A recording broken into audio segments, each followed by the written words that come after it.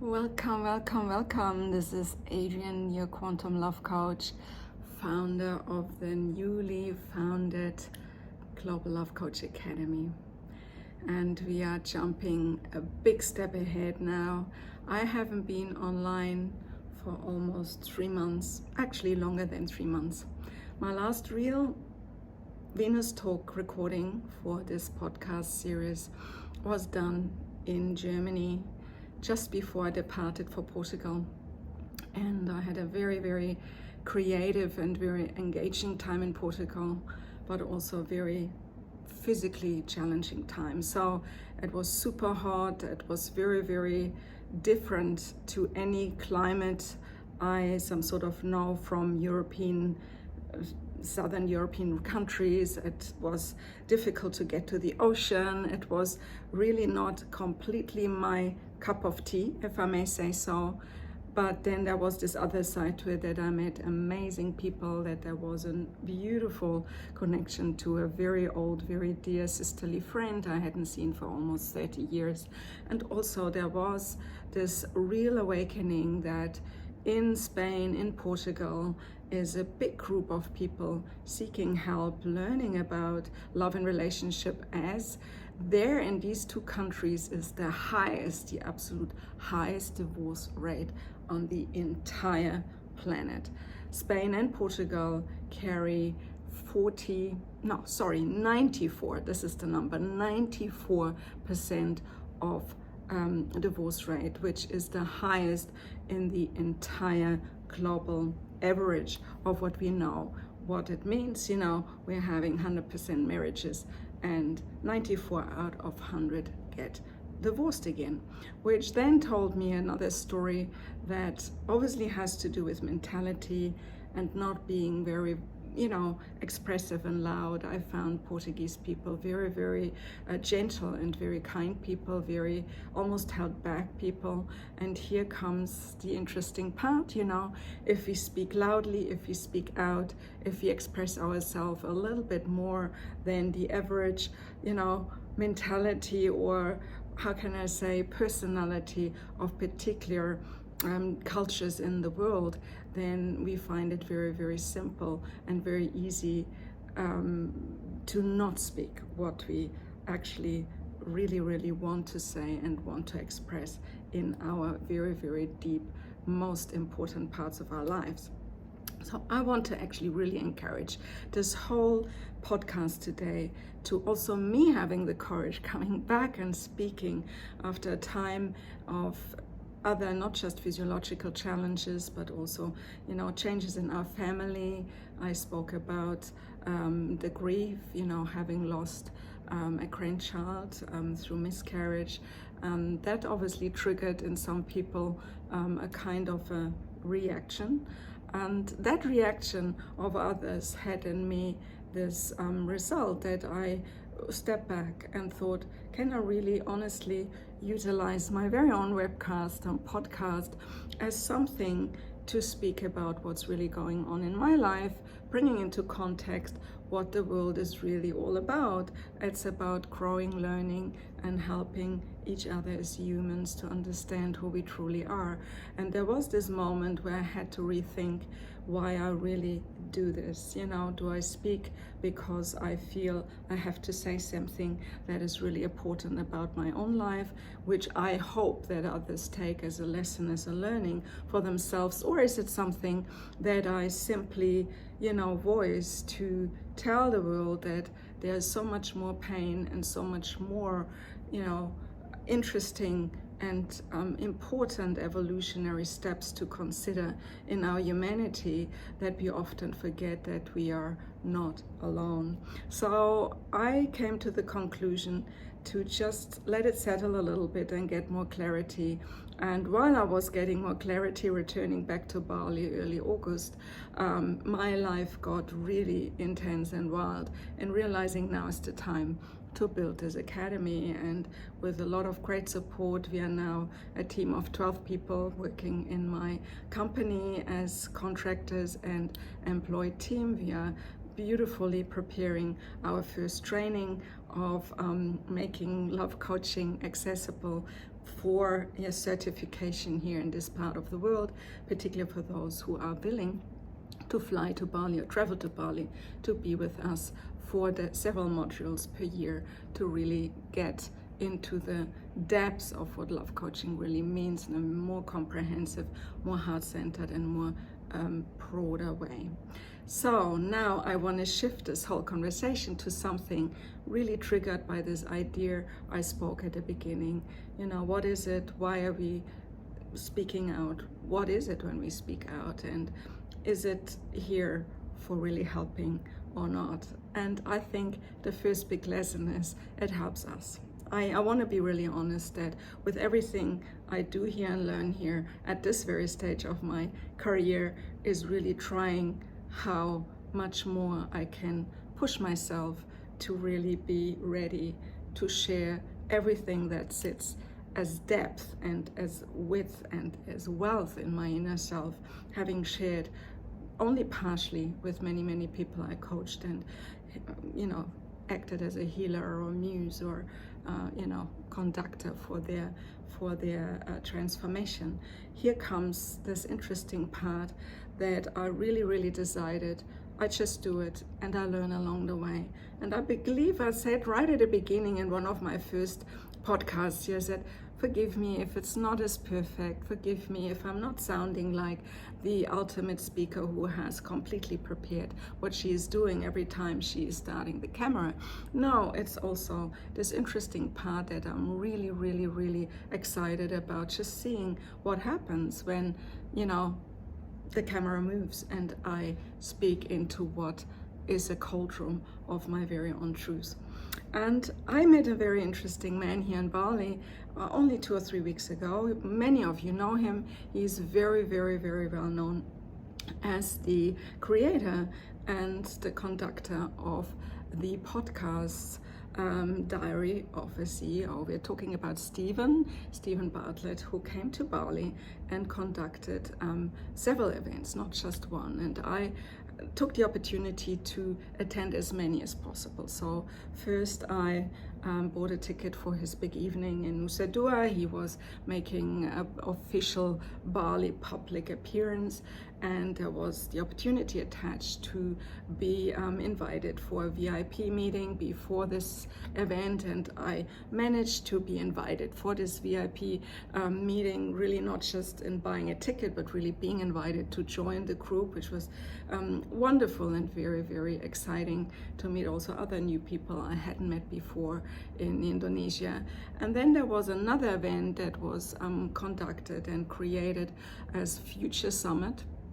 And Roger Hamilton, who is actually living in Bali and is very well known through Wealth Dynamic, had created this wonderful summit and invited Stephen Bartlett to come as a speaker and, contributed to this wonderful event. And here again, he contributed from an even more personal and more comprehensive and creative background. And what he really, really said, and that was one thing that stuck very closely, was which I carry now into my whole endeavor to create an academy that solely trains and certifies coaches through, in room, on site training and not online. Yes, I coach online. Yes, we will have lots of Zoom integrations and mentoring online once, our trainees have passed certain stages in their evolution of training and maybe even have certified. But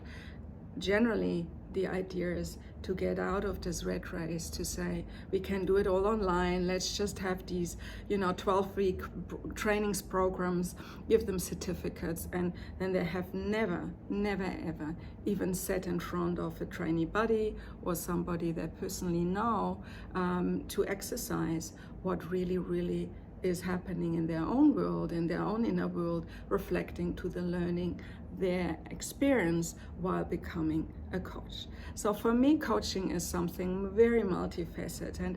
And love coaching is not just love coaching. It's not just about falling in love and staying in love. It has so many more assets and aspects. Assets actually just came out as a fun word, just me saying it. And the assets are really that we get trained as coaches to look at every aspect of relationship, the beginning, the end of a relationship, the not being in relationship, the aspects of something that is, maybe very hidden still in someone's subconscious or psyche that stops them to have the love life they want, whether in relationship or not. So we learn all these tools to begin to unravel the complexity of what it means being in relationship. And ourselves, being coaches, we need to understand these tools and these skills in our very own life to understand that whatever we bring as experience can help to shape the ability to make somebody else's journey so much easier and so much more, transformationally fulfilling. There is fulfillment when you feel healing. There is fulfillment in all of this. And here comes a wonderful other thing that I learned from Stephen Bartlett, that, all this starts with the willingness to embarrass yourself, embarrassment. And that's obviously the title today, the keyword of the title of this Venus podcast. I want to really speak about embarrassment. I grew up as a little girl with a lot of difficulties to be, really not shy, to show myself confidently. I had to do with a lot of background things. I think it was also that I had two very, very outgoing artistic parents who had to push themselves to be comfortable, being conductors, opera singers, musicians, having this stage as their professional platform, and had to be ready to perform. So I learned very early, watching what they were doing and how hard it sometimes was for them, that it was not something that I would easily choose. So what did I, after doing, dance trainings and being mother very young in my life, I became a film editor. And film editing is, you walk in a room and you go behind a black curtain, and here you sit almost by yourself. If you have a little team of people in an editing room in professional film editing, then that's already quite comprehensive. But usually you stay very much behind the scenes and alone, or with very few people. And here comes this sudden awakening that, how long in your life do you really want to do that? And obviously 12, 15 years into the career of being an editor, I decided I wanted to make movies, and I wanted to be involved in something bigger and more creative. And so I still produce movies, particularly documentaries, and also hopefully will one day premiere a big movie that I want to produce around love and relationship legacies. So coming into the whole space of doing something you have never done before, there is really only one thing to say, do I have the courage to do it or not, and if I not have the courage, how much willingness to face this do I really bring into motivation, how much readiness, and sometimes it's easier and sometimes it's super hard. And embarrassment is the biggest first thing that we face. We think, okay, I'm not good enough, then, here, why would I do this in the first place if people judge me, if it could not look good, or if I show something of myself that is not what I'm willing to easily show. And I had a bit of a thought process before starting filming this today and recording this today, and I thought, let me really think about the essence and the truth of embarrassment, because I have done so many incredibly dumb things, and just going out and doing events and standing on stages and going in front of TV cameras at a time I really didn't know what I was doing. I want to be really honest, even as a love coach, when you learn your lesson to help others, but then you're suddenly, the media approaches you, radio approaches you, TV approaches you, and you become really curious about widening your horizon, but then it's still very, very much an exercise of trust that you do it the best possible way, wouldn't we, isn't it? So I actually came up with the idea of what are 3 reasons why embarrassment is actually good for us. Why should we actually really embarrass ourselves? And I loved what Stephen was saying in both his talks in Bali I listened to. He said, we need that feeling that we are stretching ourselves beyond a particular level of comfort, going out of this comfort zone. And I was just, editing a few notes before starting, and really a first reason what we could connect with embarrassment very easily is that we truly care, that if we do it a particular way and it's not received, that we maybe not do it for the good of all.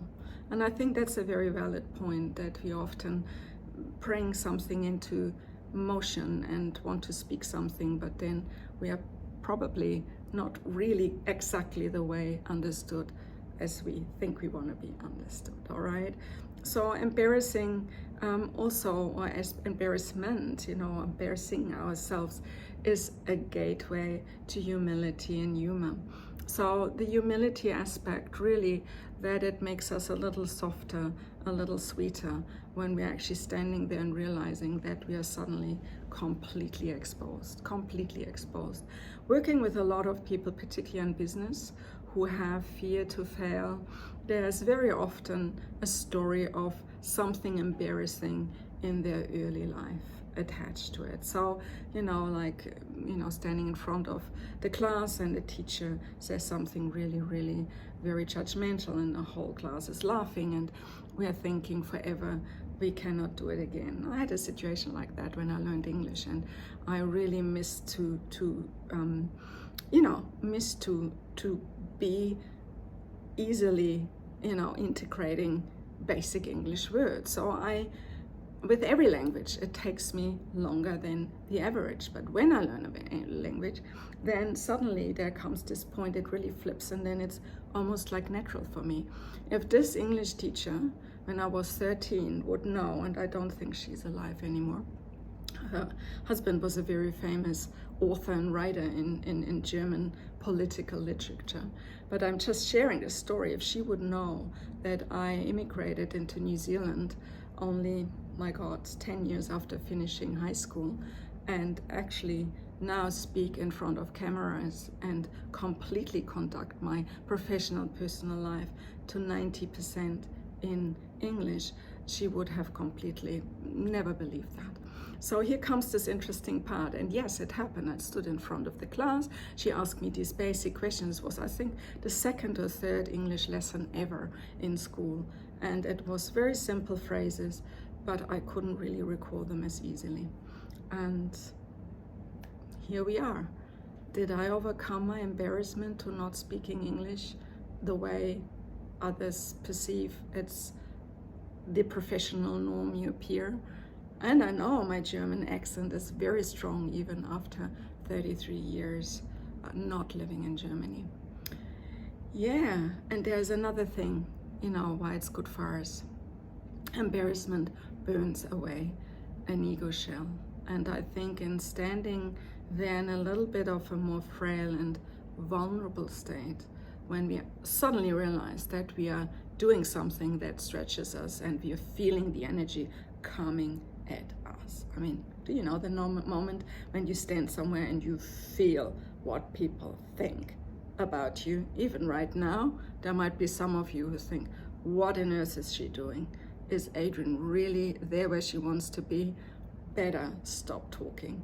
No, but I continue my podcast today because I feel very confident to get this message through for the simple purpose to really tell you that it's something very human and very, very deeply self-loving if we give us the chance to make these shifts and not take it so utterly personal anymore, and let the ego drop a little bit and just say, I did it as best as I possibly could or can, and this is what I learned from it, and if I can do it a little bit better or with more, differentiation next time, yeah.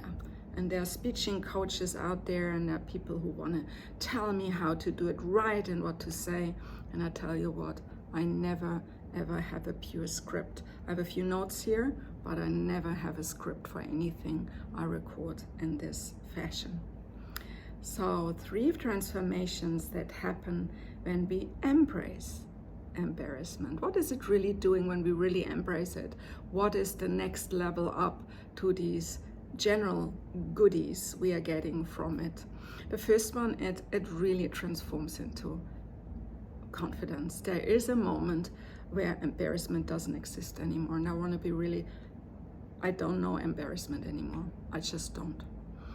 I would only feel embarrassment if I would unconsciously bring myself in a situation to expose myself to something I should have known better, that it's not what's really good for me or aligned with who I am or what I'm really stand for in my value system. You know, that can have to do with clothing, this can have to do with a particular behavior, this can have to do with, you know, the expression of things I say or comment about. And I was and am still today a very free thinker and speaker. And many know me as being sometimes almost a little bit too open in what I say. But I had to come to a place where I learned to be silent and to listen more, and to be aware that when I say something, it actually only, absolutely only matters if something good is coming from it.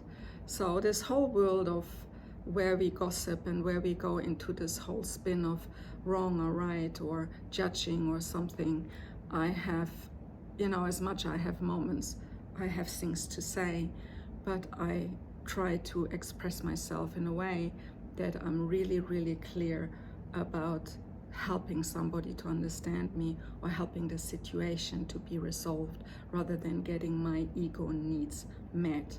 And, you know, this wanting to be understood is something I know my whole adult life, particularly in relationships. And now I understand this is not so much about me being understood anymore. I want to understand. I want to actually understand the situation and the people. And even if I'm not agreeing with them, I still put myself in this. And that creates confidence. This is really a powerful place. When you stand there and you say, hey, I actually can be silent when others don't feel good about, you know, themselves or about the situation, or even about me being present in the very way I am.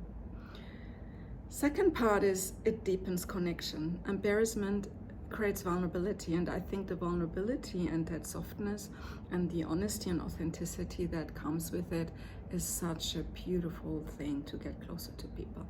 And I think even just admitting how we feel, and that embarrassment is not something really exposingly negative, but that we feel almost like, oh my God, you know, now I thought you wouldn't like that, you know, and how do you feel about this? And suddenly someone feels the permission to say, hey, this didn't go so well, or, you know, I would probably suggest you do it this way. But as we know from nonviolent communication, you know, there's this beautiful part where we actually just can own, you know, what do I observe, what do I think, what do I feel, and what is my proposal, my suggestion, or my way of conveying, you know, something into the situation that helps to shift it. And usually, if you really do this process with a lot of humility and understanding, we are creating very quickly a very beautiful forum of healing and transformation for relationships to deepen, to flourish, and to heal. And the third part is really in the transformational process, that it becomes a creative power. And I guess that's where I'm sitting within my evolution. I begin to just not think about anymore what other people think. She is creating a global love coach academy.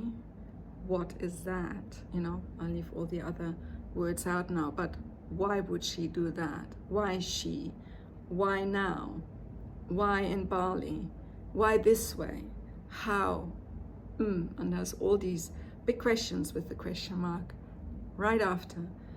And I tell you, with every interesting response or non-response, because non-responses and, you know, unsubscribing of my mail, you know, my regular emails, or not following me anymore in my channels, I realize, you know, that's the questions these individuals who potentially were very close to me asked themselves. But here comes the magic, the creative power in me. And I can really just speak completely about myself right now in the process, but I know I take a few others on the journey with me, is the creative power is just increasing every day more and more and more. And by the time we will really launch these trainings, I know that the entire setting and the entire, you know, quantum field of our Love Coach Academy being born in Bali, being held over the Asian Oceania continent with lots of influence from the European side, and we're bringing it next year over to Europe as well, the courses and the trainings. So here is some wonderful opportunity to get really, really potent and help this acceleration process to be very, very excitingly, you know, not just accelerated, but also, you know, embraced all over the world. I see it like lighthouses in every continent of the world in a few years, you know, and this is my legacy. It is my legacy project.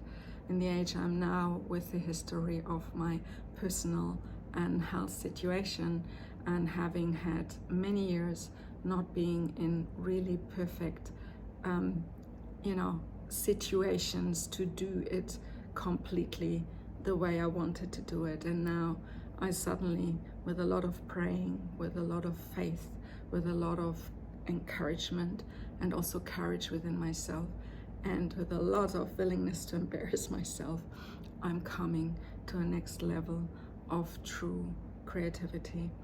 And I'm so happy and immensely proud, not just about what's happening, you know, I'm also proud of all the people's willingness to really learn with me, to do it in a way that supports others to become love coaches and conductors for love healing and relationship healing that can change not just individuals and couples, but communities, cities, countries, and ultimately continents and cultures. So this is my vision, and I know there are experts out there who know me, and there are other experts I will get to know, but the big secret is that there is a wealth of knowledge all over the planet in different cultures talking about these subjects. And yeah, I have my mentors, and yes, I have amazing coaches and teachers, and I was and have been very privileged to know them and to work with them still today. And every little message that was given to me since my very early decision, 2006, to make this my next professional chapter. This is almost 20 years now, when I really wanted to learn love coaching, and it took me years to find a school that certified me.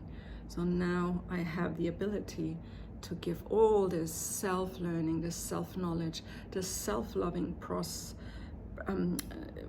prospect and prosperity developed in my relationship understanding. I can give that further to those who carry it into new generations, into, you know, particularly the whole group of those who are in their late 20s, early 30s.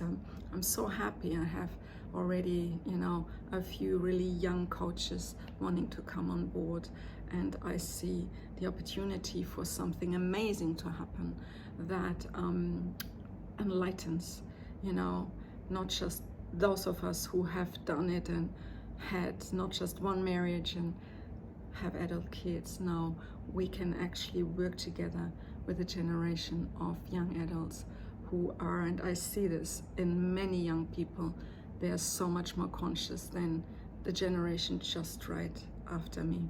though those who are sitting in their 20s and 30s right now do it in many ways so much better than a lot of us in their 40s and 50s, because that sandwich in our generation that knows so much about divorce, and where the divorce rates are so high and relationship breaks up so common, and being single almost is the natural, normal way of conducting our life. And I want to break these patterns. I want to have discussions. I want to have a very open conversation, not just with the professionals, but also with, many coming from different places in the world, publicly admitting that their greatest wish, their greatest fulfillment would be to have a very fulfilling, very healthy, and very, very long-lasting, sustainable love and relationship life.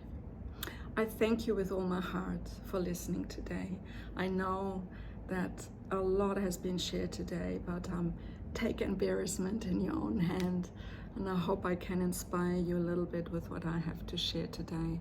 And if anything of what I shared rings a bell and you feel like, oh my God, Love Coach Academy, this is something I really want to learn about, then please, in the description box below is a contact link. You can always go via our website, via my call booking site. You can email us and ultimately, have a conversation with me personally.